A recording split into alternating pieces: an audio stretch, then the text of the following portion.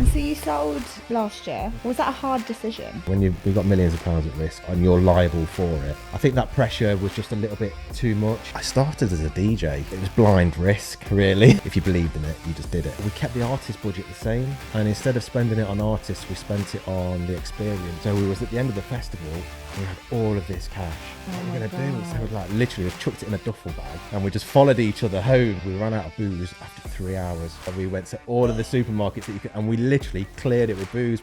And you've opened Ultra Warehouse. Talk to me about this. I don't think people have seen it coming. But we're not just a rave venue, you know. We do Bingo Loco, we're doing a World Cup fan zone, food festivals, we're doing ABBA tributes, we're doing 80s orchestras. There is an element of people knowing that if I'm behind it, I won't do anything unless it's done right. Amazing. Welcome, Joe. Thank you for having me. I'm really excited. And we're all the way in sunny Derby today. Not so sunny, but yeah. And I've got to say this, I think the second time that I've been in Derby, and both of my assessments have been the same, there's not that much going on here. No, trying to change that a little bit. Yeah. And so you've got a new project that you've started here New Year's Eve. New Year's Eve, yeah.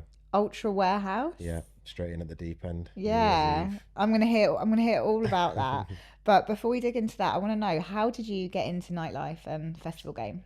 I started as a DJ initially. I think that's how a lot of promoters do. You know, I wanted people to hear my music and to see me play, and I was resident DJ for Gatecrasher Nottingham for a few years, and then Miss Moneypenny's in Birmingham, Jim Ryan. I was resident there for a while, and then I started my own brand called Secret Party Project. That was how I got into promoting initially, and that was events in like very unique locations, like stately homes and castles and mansions and that kind of stuff. And yeah, then it just kind of all snowballed and escalated, and just one thing led to another, really.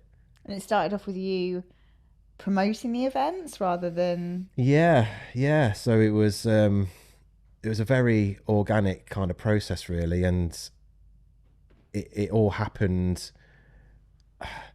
It was blind risk, really. It was like... Because to go from DJing to then actually event organising and promoting... It's a lot more calculated now, but back then it was like, you know, just... If you believed in it, you just did it, you know, and once you've got that network of people that believe in it as well, you know, you kind of build that community and the following, and, you know, it kind of snowballs from there. But yeah, it was one of them where there was no real kind of method behind it. It was just like, I want to do this and I'm going to do it. And that's kind of how it was. And how many years ago was this? Oh God. So Secret Party Project was probably 15 years ago now. Wow. So yeah. And then that was for 5 years, and then Forbidden Forest started, which was a completely different chapter altogether. And Forbidden Forest is a really well-known UK festival. Yeah. How big did you grow that to? So we started in 2016, and it was there was me and two other guys called Aaron and Ollie, and we got introduced by a mutual friend at the time, and we were complete strangers. We'd never met each other before until that point, and we had the opportunity to throw a festival in a forest at Donington Park. And as I said, we'd never met each other, but you know when you just click with people, don't you? And I was like, oh, these guys are cool. And I had Secret Party Project. They were doing a thing called Kooky in Leicester, so we were quite local brands, and we already had audiences in different cities, so it kind of made sense to combine them and kind of hope for the best, really. And then we started in May 2016, and we bookended summer, so we like to bill it as the start of festival season and then the end of festival season. So we did May and September, so we did 2 shows a year. So it's a weekend camping festival now, but when we first started, we did two day shows, and it just kind of it grew at a rate that we just didn't anticipate or expect. And I think a part of that is that the people really bought into the brand, and the community was there, and it wasn't about the headline DJ, it was about being in the forest, you know, escaping, raving with your friends, and just, you know, well, I mean, when it first started, it was literally just stages built out of pallets, you know, Wow. with a big sound system, and you know, it was really kind of raw, like underground feel, and yeah, I think that's how it. I think that's why it's probably still going well today, because it had that core community that kind of believed in it from the beginning. Did you convert to start getting big headline DJs, or did you always keep the essence raw and unfiltered? Yeah, I think it evolved over time. It was funny because we literally, every show that we did, it went up a capacity of 2,000. So we started at 2,000, it went 2, 4, 6, 8, 10, 12, 15, and we kept the artist budget the same. We only ever spent 120,000 on our artist budget. That was the ceiling. We wasn't going to spend any more, wasn't going to spend any less. That was just kind of where we capped it at. But the capacity kept increasing with it. And instead of spending it on artists, we spent it on the experience and the experiential side of it, in stage designs, in making sure that from when you get into the festival, you know, you feel like somewhere that you've been invited to, and it's not like just this big corporate thing where everything's the same. You know, it was quite a bespoke design in terms of the stages and the feel and the aesthetics of it. And we had different genres as well. Obviously we've got drum and bass and house and techno and all that kind of stuff. But yeah, it built a community and a following at a rate that we just didn't. It was calculated towards the end, but at the beginning we were like, "Fuck, like, this is Yeah. wild! What a journey this is going to be!" And to be fair, it was by the end of it. Yeah, So why did you sell? it just got to a point where after 9 years, it had got to a place where I couldn't really take it anymore, and post COVID was my two business partners that I originally started with. After COVID, they were like, done. Like they just lost the love for it.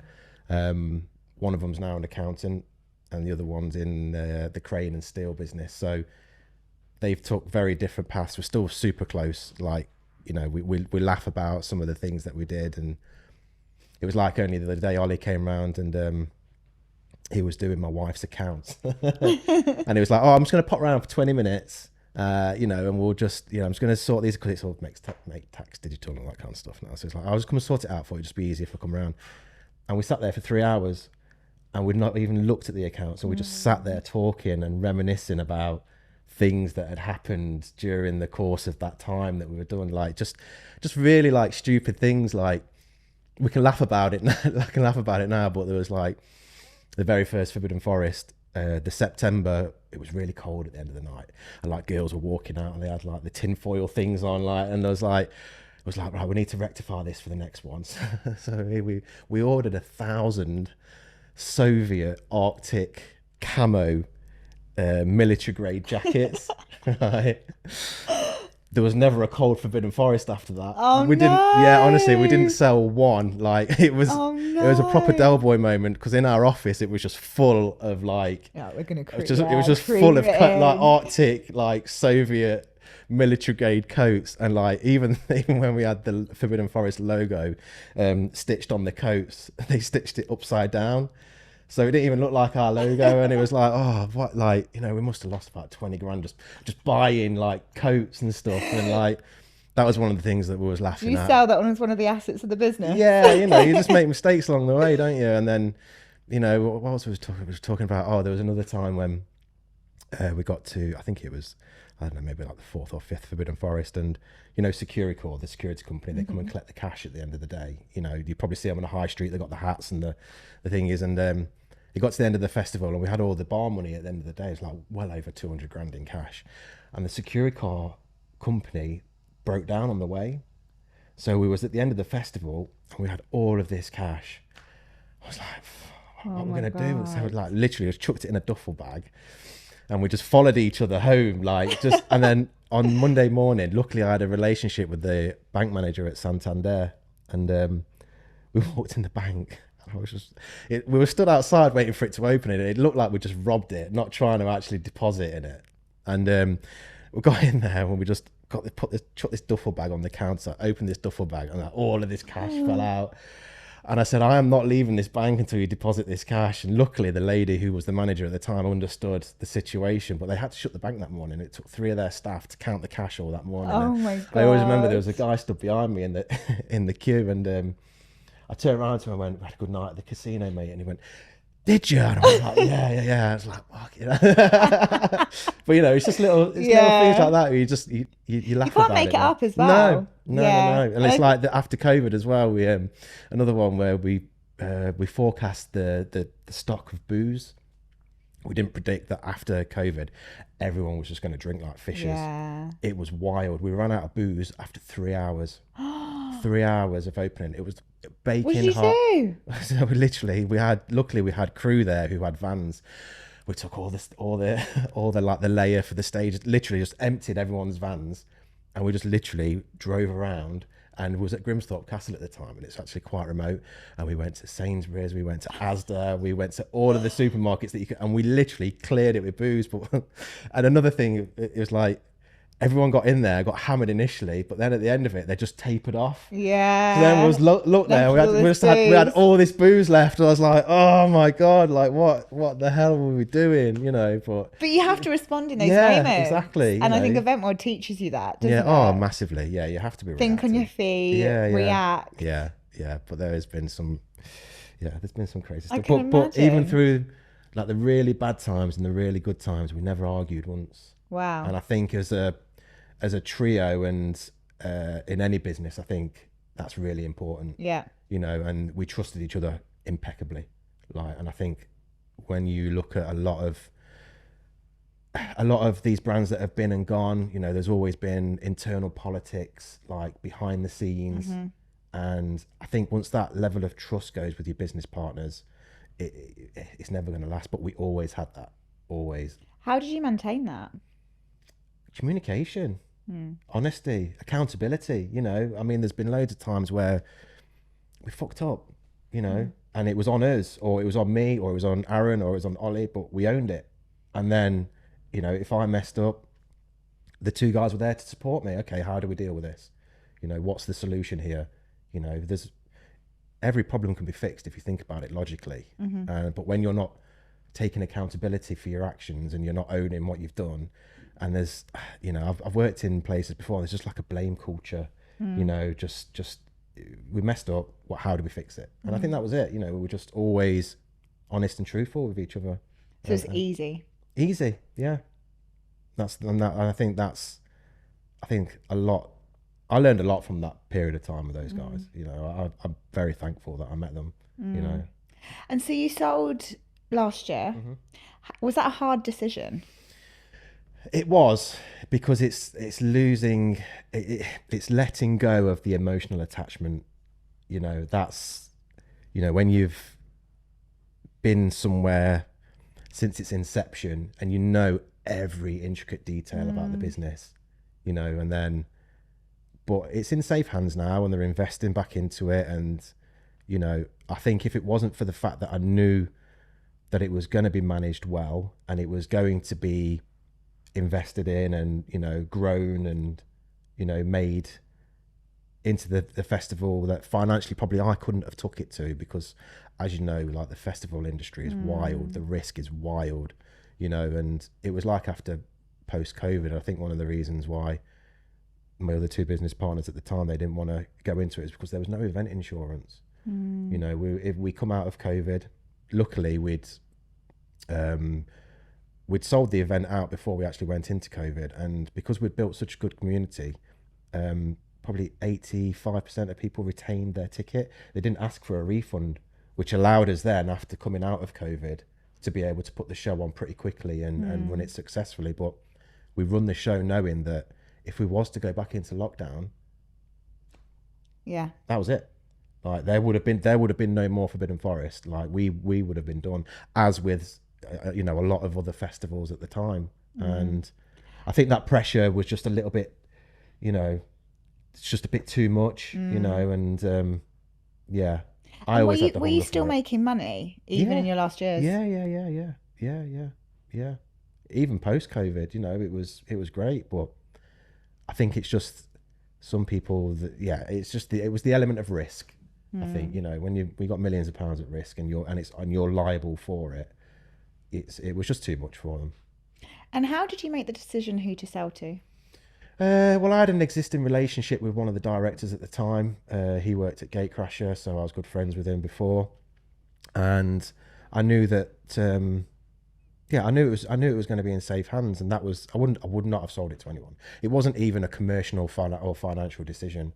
It was about selling to someone that I knew would treat it and respect it as I did, and as I started it. So that was a big decider for it. And I didn't get bored, but it was just different. You know, when you sell to a corporate, there's a lot of personalities and decision making that perhaps you probably don't agree with, but you can understand it. And yeah, it was just, I felt like it was just time for like a new challenge, really. And then yeah, so I sold my remaining shares, and then yeah, kicked back for a little bit, and then got really bored. And so you were really big on building a brand, Yes. and not just promoting or going from event to event. That is different, I think, to a lot of people that operate in our space. How did you develop that mindset? At the end of the day, I think if you're going to see a DJ in a field, you're going to an event, aren't you? And they come and go. Anyone can do that, really. But I think Not necessarily make money, though. no, Yeah. yeah. But I think when you're building a brand, you're building a community of followers that trust that more than the people that are playing. And I think there's longevity in that, because it's not about who's on, it's about what you're going to get when you get there. And I think that has more intrigue. You can see any DJ, anytime, anywhere, in Ibiza or wherever, you know, any festival. But I think if the experience outweighs the talent, there's always going to be longevity in it. Always. And is that something you focused on from the beginning, or did that come from your work? I think it's something that we focused on from the beginning, really. And I always, you know, it was inspiration from like when I was with Miss Moneypennies. You know, that wasn't really about a headline DJ. That was about cool people in a cool club, listening to cool music, you know. And then Head Candy was massive. That wasn't really about the DJs. You in the earlier days when Mark had it, you know, it was, you know, you had like your Paytons and stuff where they had an element of, you know, that stature within that music genre, but you always knew what you was going to get. And I think that was an inspiration as well, really. And so so other than Moneypennies, who else did you model yourself on in the early years? Or take inspiration from, let's say. Yeah, inspiration wise, obviously I was always a fan of the Prodigy.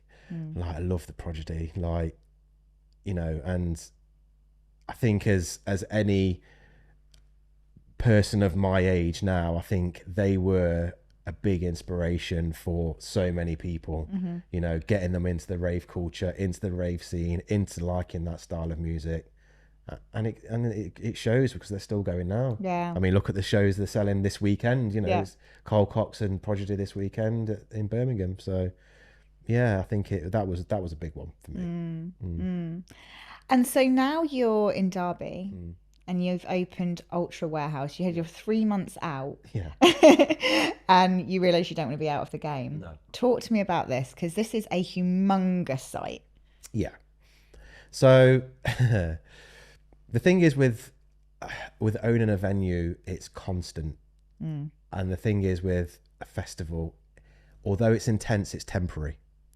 You have to plan it during the course of the year and everything else. You're working on it all year. You're working of on it, course, but yeah. you know, but you can kind of kick back a little bit. Yeah. You know, and it's very intense for a period of time, whether it's the build, the D-rig, and then the show times.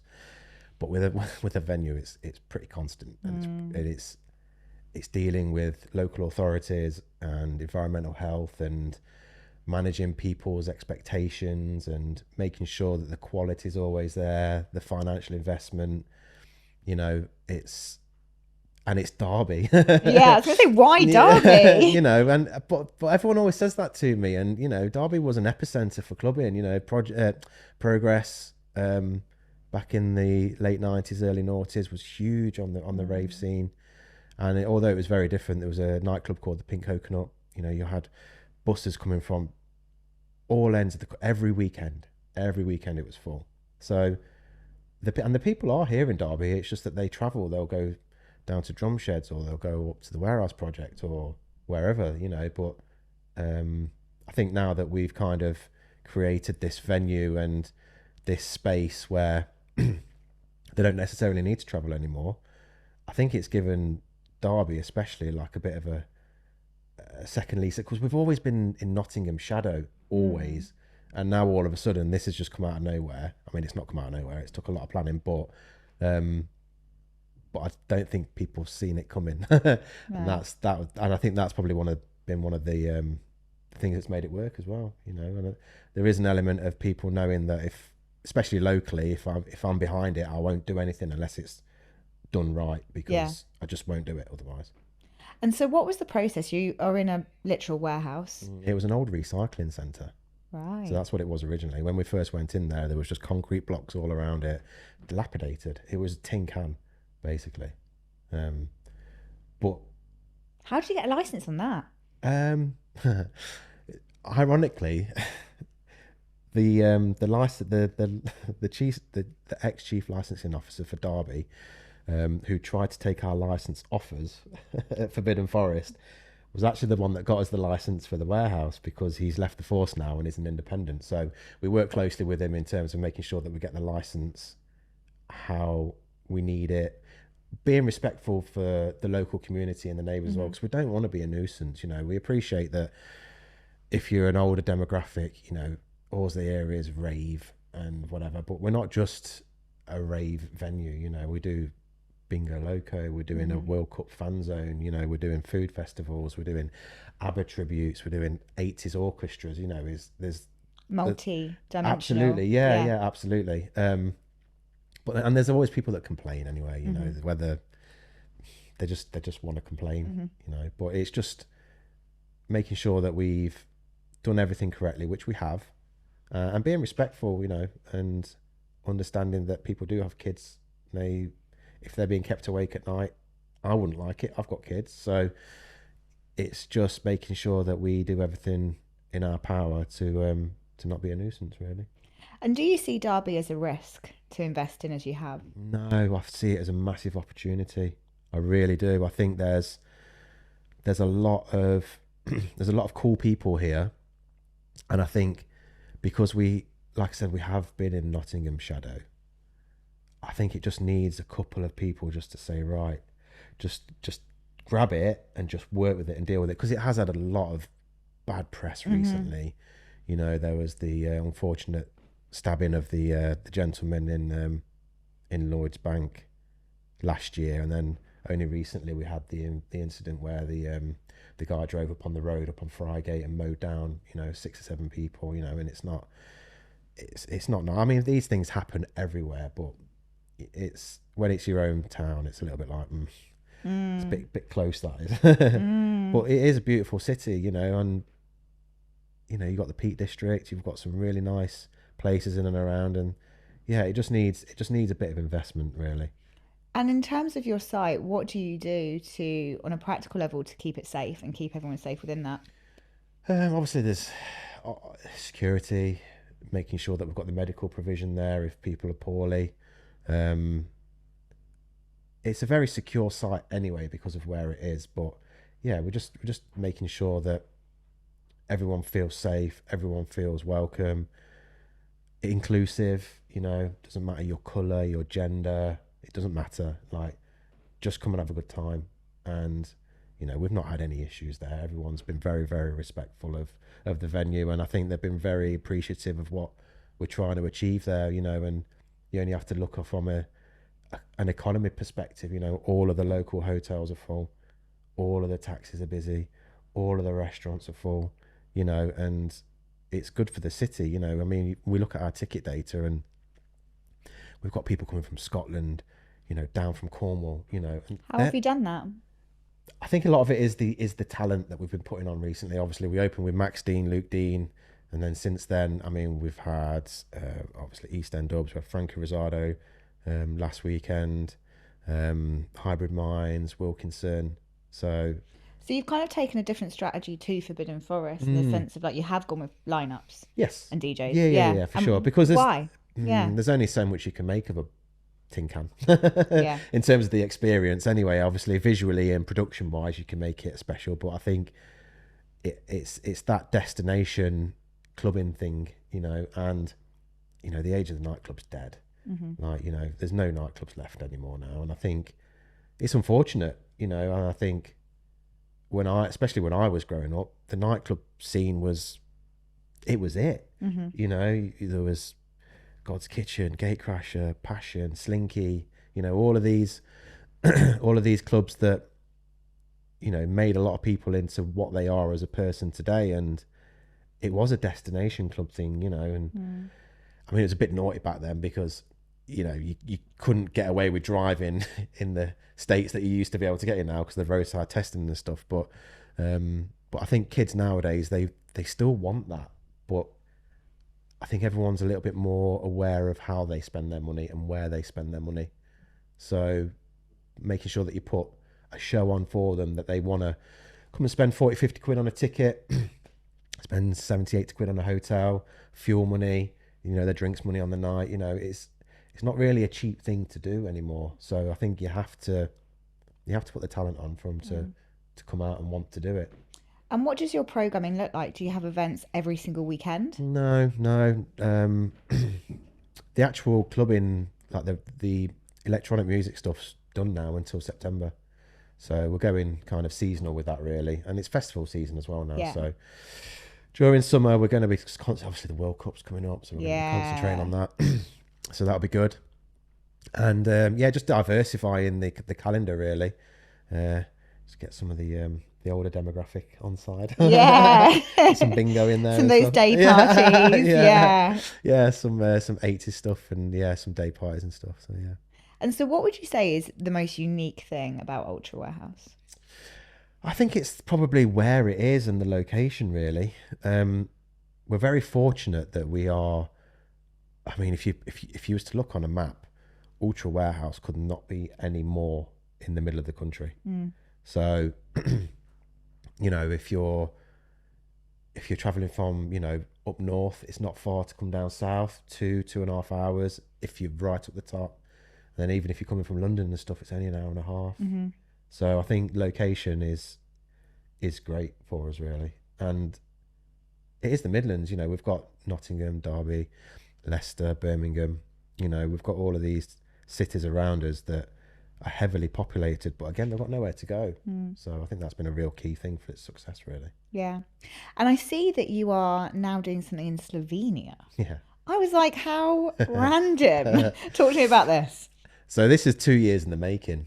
I got introduced to some wonderful guys who have a brand called BSH. They do a thing called Gates of Agartha, and yeah, super cool incredible guys. Super cool guys. You know, you showed me that. It was do you know Jukebox PR? Alex. Alex. I interviewed him and he showed me all of these art, and I was like, wow. Yeah, so they're really good friends. I'm actually flying out there on Tuesday to go meet them, and Bruno, one of the brothers who rang me, was like, Joe, I've got this castle. It's a 15th century castle in Slovenia. It's surrounded by alpine forest. We can have the music as loud as we want, you know, and they also own the water park next door. You know, there's 2,500 accommodation next door. It's Central Europe's largest. I was like, whoa, stop talking. I'm sorry. It's like, there's emerald green lakes, you know, blah, blah, blah. I was like, whoa. And it's an untouched, untapped part of the world, you know, and although it is Slovenia, it's actually, it's literally 30 minutes over the Croatian border. So it's 28 minutes from Zagreb airport. Right. So awesome. Yeah. And what's the capacity on this? It's only small. We're going to be like no more than 5,000 max. But we're going very like intimate, pre-influencer, all about the music, all about the aesthetics, underground. You know, the lineup's going to be very much, you know, in tune with that as well. And you know, we're encouraging the no phone thing. Not that a lot of people do out there anyway, but we really want it to be, you know, live in the moment and how it was, you know, late 90s, early noughties, where, you know, you're just there for the music and you're there to have a good time and just to escape, relax, you know, and it's a really cool venue because it is a 15th century castle, but in the day there's a massive courtyard, so we're having a stage in the courtyard, and then that'll be the daytime party, and then at the night we're putting the stage at the side of the castle and we're projection mapping all of the castle, so the castle moves, and we've got all these like really cool hidden stages and stuff, but it's going to be super immersive, but you know, not overly done. And I think that's going to be the key for it as well, and we're not going to scale it. It's going to be that's what it, if you're lucky enough to get a ticket, then and the tickets are up now. No, we're launching at the end of this month. So yeah, just finalizing lineup politics. Exciting. Yeah, so I'm really excited for that. Really excited. And you seem to do this quite a lot, even in this country. You take these derelict sites like Ultra Warehouse, and you do other secret parties as well. Yeah, we do a thing called Secret Mansion Party. And so why do you choose these obscure locations? That's why, because you've already got a story to tell. It's like with the Secret Mansion Party, my friend Edward, he owns it, he's been in his family for 450 years. The property? Yeah. Wow. Yeah, like old money. And it's a beautiful stately home. It's amazing. Presswell Horde in Loughborough. It's not too far away. But he's 60 and he loves techno. Wow. Fucking loves techno. Loves it. He's just brought some decks and all sorts. Like, he's just converted his squash court into the techno lounge.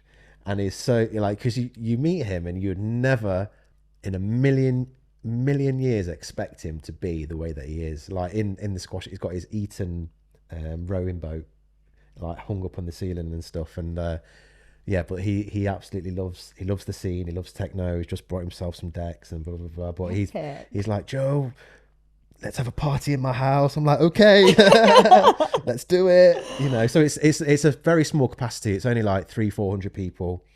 But is he not scared about his house getting fucked up? No, he loves it. It's replaceable.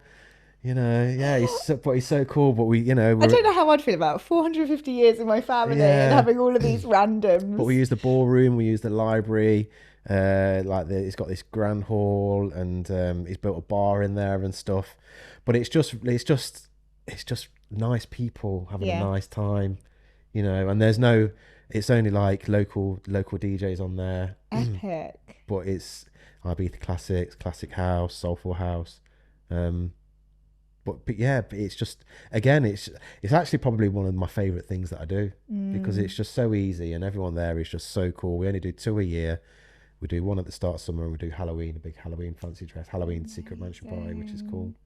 So is this going to become part of kind of your brand moving forward and what you do moving forward? Yeah, I mean, I'm struggling for time a little bit at the minute now.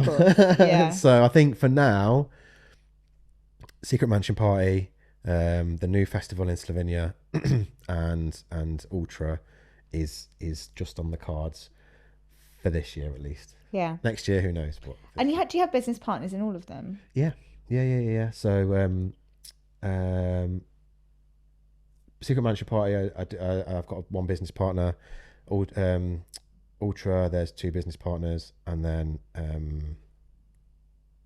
the Slovenia one, there's 3 business partners as well. So epic. Yeah, but again, it's they're all people that like I know and I trust, and I think again that's why it works. It's working with the right people. You are only as good as the people around you. Yeah, I learned that the hard way.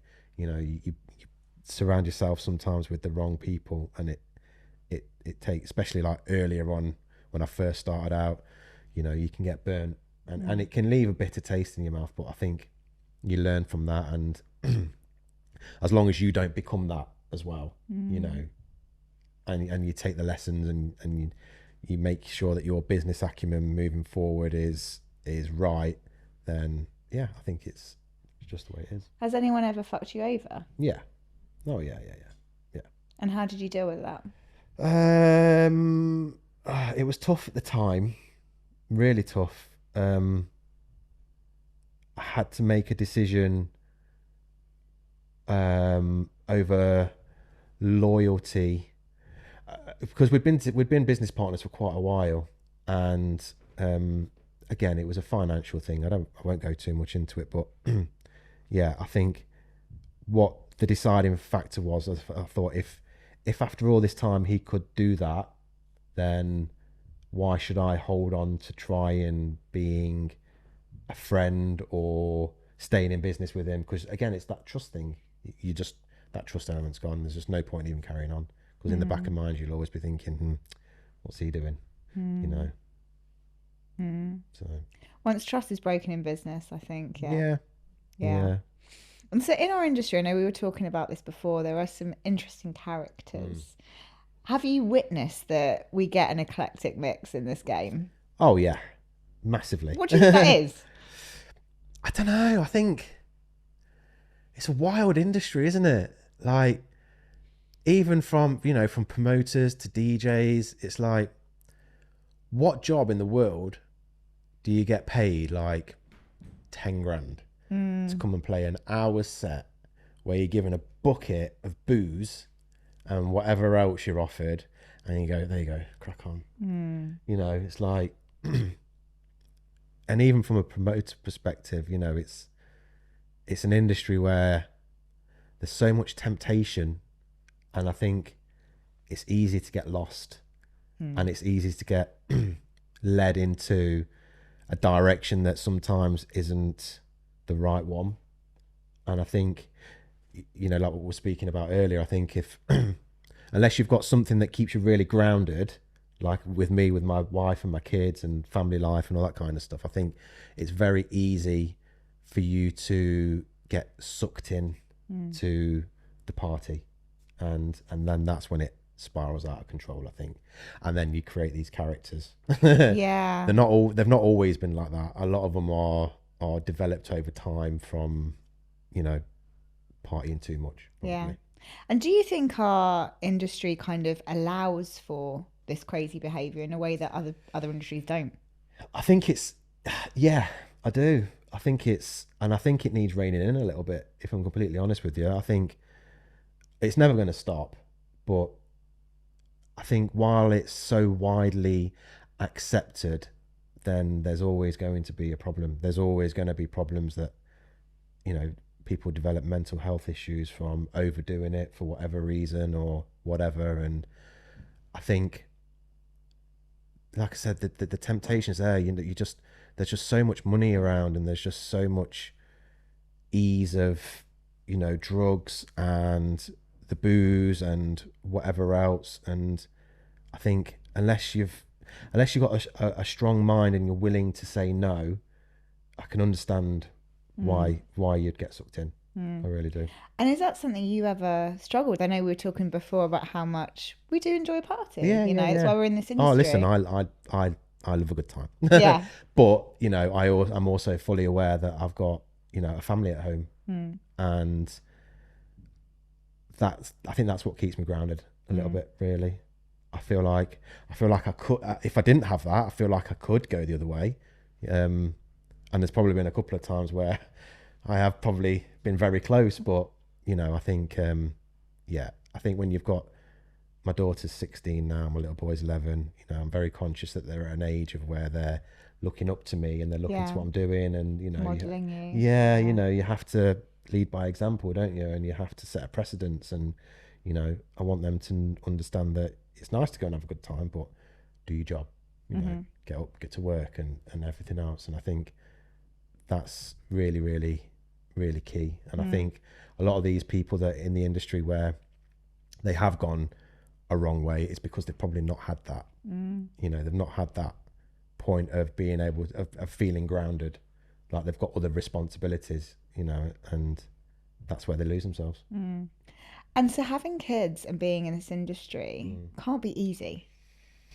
The late nights, the changeable. No, it's not. But my wife's good. She's she's amazing, bless her. She understands we've been together for 24 years this year, so wow. She knows the drill.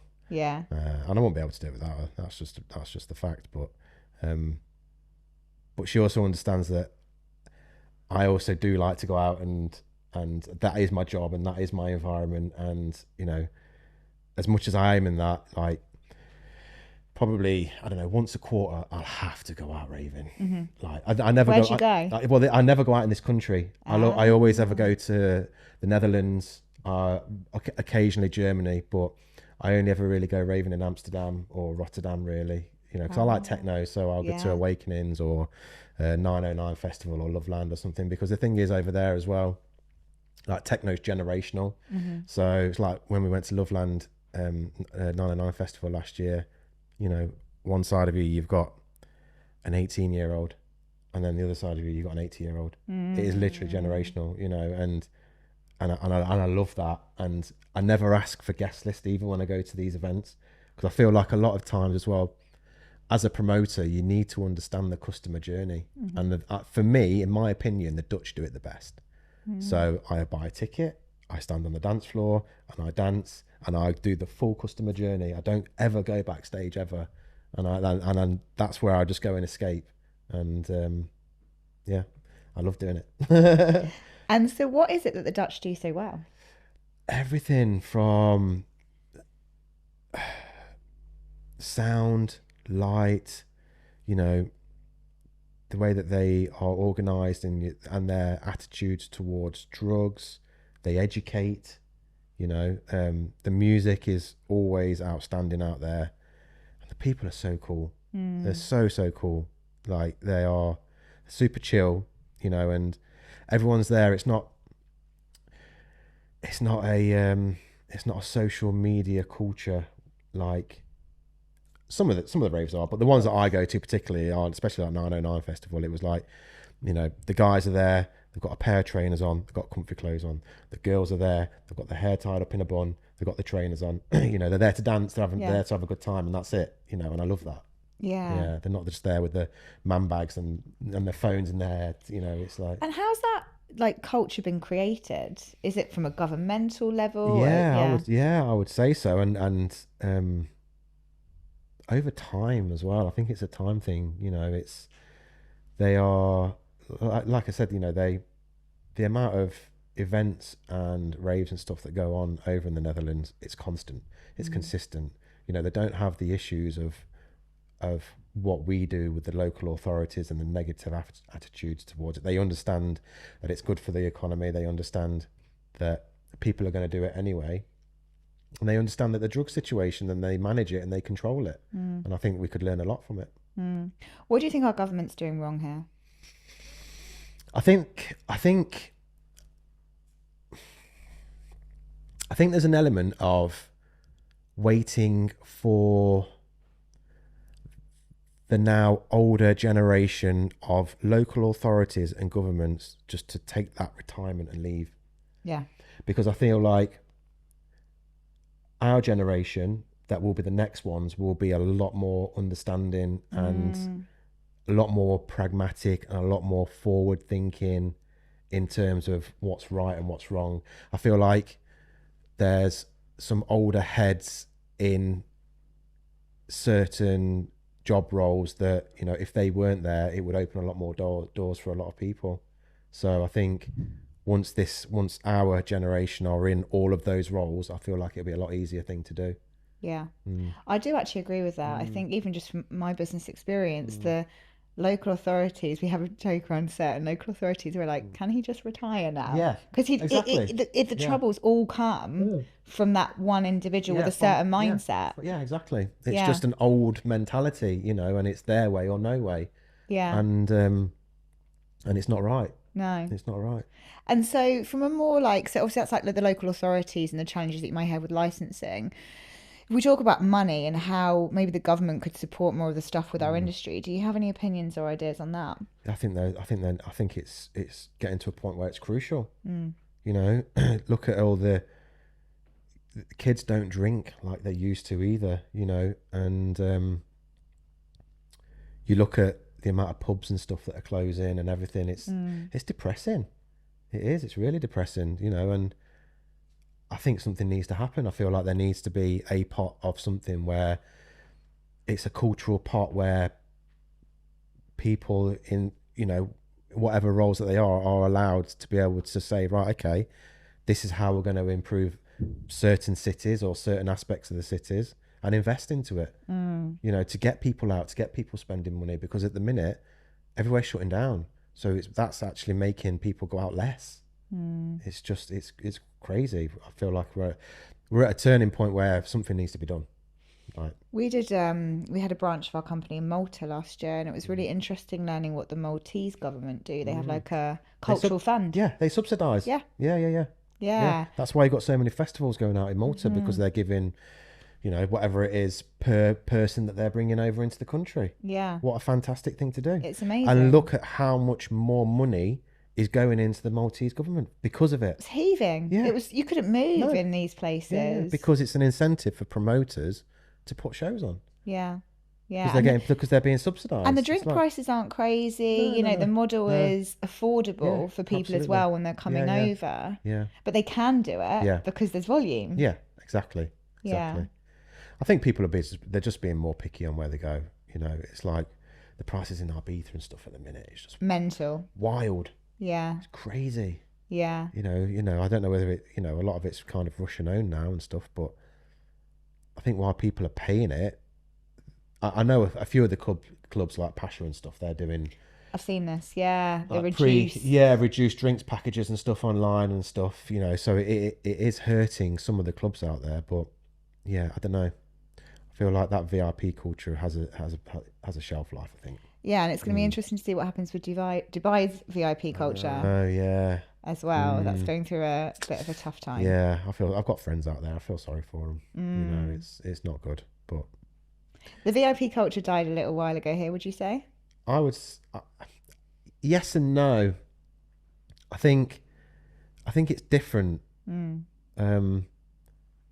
know, like with Ultra, you know, the VIP isn't, you know, you get a table and a bottle of vodka and stuff. It's like, oh, you're behind the DJ, you know, and you've got a bar and that kind of stuff. So I think it's there, but you have to look for it. I think if you want that real VIP thing, Manchester does it really, really well. Obviously, there's loads of places down in London, a couple of places in Nottingham, but I think people are less impressed. Yeah. By it. Yeah, I mean, you've got this party bar concept that pops up, like the Albert Schloss, the Bonnie Rose, and they're a lot more accessible, and those seem to be popping off. You talk about London, and I think the VIP culture in London it's not what it used to be at all. Nothing's actually like of that ilk is opening. It's more of the more day-to-day users who can populate in volume. That's what's kind of being created in some of those spaces. Yeah. I think there's always going to be a market for it somewhere, but yeah, I think it's tough economic times. Yeah, people are skint. Yeah, you know, and especially if you're, you know, early 20s, you know, you're on minimum wage and stuff. It's hard. Like, so how do you decide how to set your drink prices around that? You just have to manage it in terms of a percentage, I think, because at the end of the day, we are a business. You know, we don't overcharge, but we're nowhere near like a London price or even a Manchester price. You know, we are a Midlands price, so I think we're very fair in terms of, because we've got big costs as well. You know, just switching the lights on costs a fortune in that place. So, you know, everyone sees sold out shows, but there's always big costs associated to that. Whether it's your DJs, because DJ fees at the minute, wild. Yeah. You know, crazy. Some of the fees that these artists are charging, or the management or agent are trying to charge, is crazy. Do you negotiate those a lot? Try to. I try and stay away from that because I get very frustrated by that kind of whole booking process. There's some greedy fuckers out there, and especially when it's like when you think of it as like a bums on seats ratio, you know, then some of them just aren't worth the fee. They're really not worth the fee. And how do you decide? Well, the ticket sales decide for you, don't they? So would you pull a show if? No, I've never. No, that's just one thing. You know, there's an element of some DJs are bigger geographically than they are elsewhere. You know, for instance, someone might be big up north, but they might not be as big in the Midlands. So up north, they'll warrant that fee because they know that they're going to sell those tickets. But in the Midlands, they're not really going to sell that tickets. But there's very limited negotiations with that, because then if the agent drops it for us, then they're going to probably have to drop it for everyone, and that's not going to happen. Yeah. But you know, there's been so many times where, you know, people have played for Forbidden, and it's been nice to watch them grow. You know, it was like Sosa played his first festival set at Forbidden after he dropped Dirty Fucking Coke Whore. We were big supporters of Salado when they first started. I like to think that we gave them a good nudge because they were just up and coming, and then we put them to go back to back with Scream, and then the following year we did them to go back to back with WAF, and I feel like that really kind of helped the profile. Danny Howard gave Danny one of his first sets after he won the Radio 1 competition.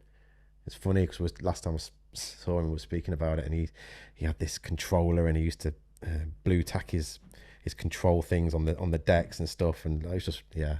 But it's nice. I like watching. Yeah. I like watching people grow and being there at the start of their journey as well. Yeah, and almost giving them a platform on Yeah, the way up. yeah. I guess you've got these two different models of business that it's fascinating. The Forbidden Forest, where you've helped people grow, and then now you're dealing with the other side with needing to have the big DJs. Through the front door. Yeah, and then obviously with the Slovenia festival, that's very much an underground scenario where it's like we don't really want to mass market it. Do you think underground's a bit poncy? No, not if it's done right. Not if it's done right. I think if you're trying to be underground but you're not, that's poncy. Yeah. Do you know what I mean? It's like, I think if you're pretending at it, and there's a lot that are pretending at it out there, I'm looking at it, I'm thinking that ain't underground. That's never even seen underground. Like, you know. What are the distinguishing markers of something being actually underground? I think it's the core audience, you know, because you can tell, like with Gates of Agartha, for instance, you know, it's underground, but it's so cool. Like, you know, you're there, and it's just an experience when you're there, and you know, the artists that they put on, you know, it all sinks into that underground kind of umbrella. Whereas, you know, you've got some people, and you know, the people are there that you can tell just by the way that they're dressed, the way that they're acting, the DJs that they're playing. You know, just because they put underground in the title, they think it is, but it's not. It's not. I can watch something because I know what you're saying. I can watch it and feel it. Yes. I know it. Yeah. But I can't always like explain the components of it. But you know when it is. Yeah, exactly. It's a feeling. Yeah. It's an emotion. It's not really something that you can just describe. You just when you're there, you know it. And you can be commercially smart, savvy, and be underground. Yeah. You don't have to disassociate. No. It's not all about you know, being so underground that no one knows about it. It's not about that. It's about the feeling that you get when you're there. You know, away from that mass commercial vibe. You know, intimate setting, good sound. A lot of festivals really struggle with that, again, just because of, you know, environmental health and stuff. They probably can't have it as loud as they want, but you know, making sure that you've got good sound and getting the basics right of a festival. You'd be surprised how many festivals just get it wrong. Being able to go to the toilet quickly. Oh, toilet's massive. Being able to get a drink served quickly. You know, being able to hear the music at the back of the crowd. Making sure that, you know, the programming of your artists is correct as well. So musically, it's a journey from start to finish. You know, it's annoying because, like, it's gone of the days of the warm-up DJ. I feel like it's such a lost skill, you know, where especially in like the old super club days, you always had a resident warm-up DJ, and I used to love going and listening to them, you know, because it was just, it never quite took you there, but it was just enough for when the headline DJ come on that you was ready for it, you know. And it's an art, it's a skill. Like it's not less than the No, warm up no, than no. the actual act. no. It's like a warm up DJ is so important. It's so important that it gets you to where you need to be without having to play all the bangers, and understanding music enough for you to know what tracks to play to be able to do that is an art. It really is. Yeah, because it's not just like the Beatport top 10.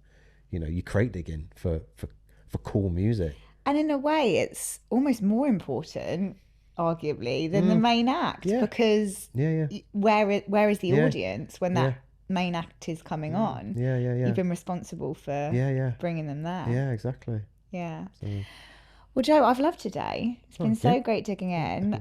How can people connect with all of your sort of different businesses that you listed? We'll obviously put them in the show notes, but where can they get tickets? Where can they see lineups and programming? Yeah, so everything is probably, obviously there's my Instagram, Joe Quinn _FF, and then there's the Ultra Warehouse website, ultrawarehouse.co.uk. Slovenia, can't even say the name of it yet. I'm dying to, the amount of times I've nearly let it slip. I'm like, don't say the name, don't say the name, don't say the name. And then secretmanchuparty.co.uk. It's all online. It's all on Instagram. You'll find it. Super. And we'll probably have this put out like early May, and the tickets for Slovenia might even be up by then. Yeah, the 18th of May, I think. Oh, there we go. Yeah. So, there we go. So if you're listening to this after the 18th of May, it's all out. Yeah. Go buy a ticket. Spoilers. There's no spoilers there. Yeah. Well, thank you so much. You're welcome. Today, Thank you for having Joe. me. Amazing. Thank you.